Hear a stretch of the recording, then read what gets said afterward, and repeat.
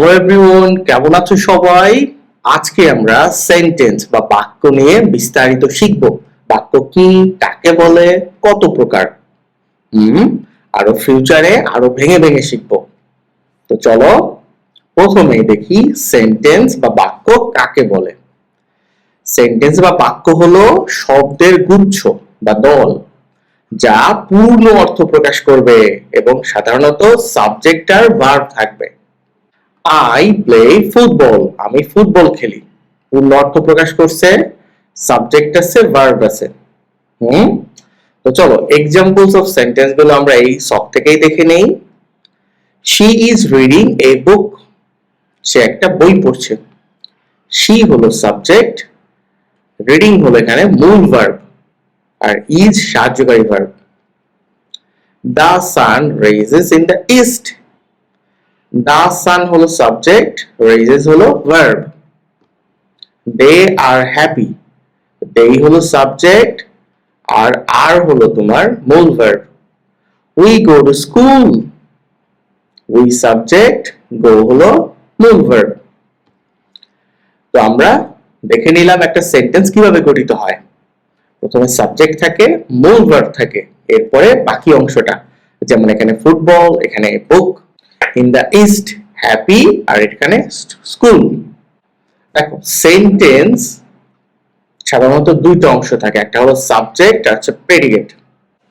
একটু আগে পড়েছি যে সেন্টেন্সের সাবজেক্ট থাকবে, ভার্ব থাকবে, কিন্তু সেন্টেন্সকে তুমি যদি আলাদা করো সেটাকে দুই ভাগে ভাগ করা হয়। একটা হলো সাবজেক্ট, আর সাবজেক্ট বাদে যা আছে সবকিছু, এটা হলো প্রেডিকেট।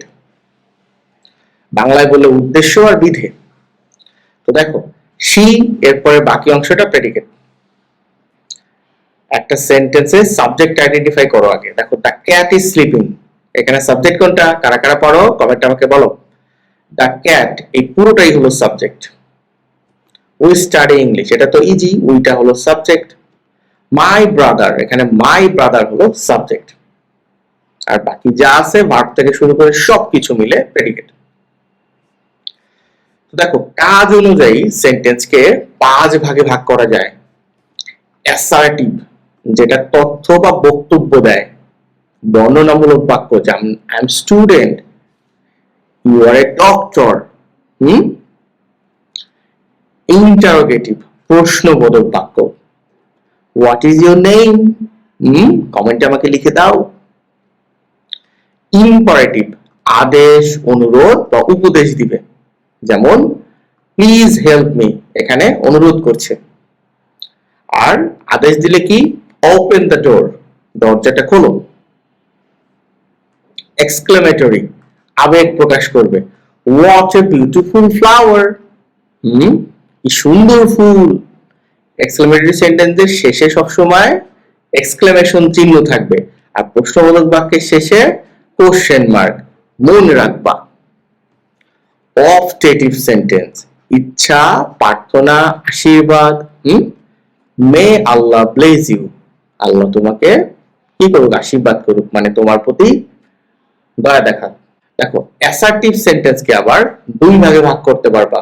কি কি, অ্যাফার্মেটিভ আর নেগেটিভ, হ্যাঁ বোধক আর না বোধক। যেমন শি ইজ অনেস্ট, সে সৎ, আর শি ইজ নট অনেস্ট, সে সৎ না, এটা হলো নেগেটিভ। তো আজকে আমরা সেন্টেন্সের একদম বেসিকটা শিখলাম। পরবর্তী ক্লাসে 5 টাইপসের যে সেন্টেন্স আছে এগুলো আরো একটু ভালো করে শিখবো। সাথেই থাকো, সাবস্ক্রাইব করে রাখো। ধন্যবাদ।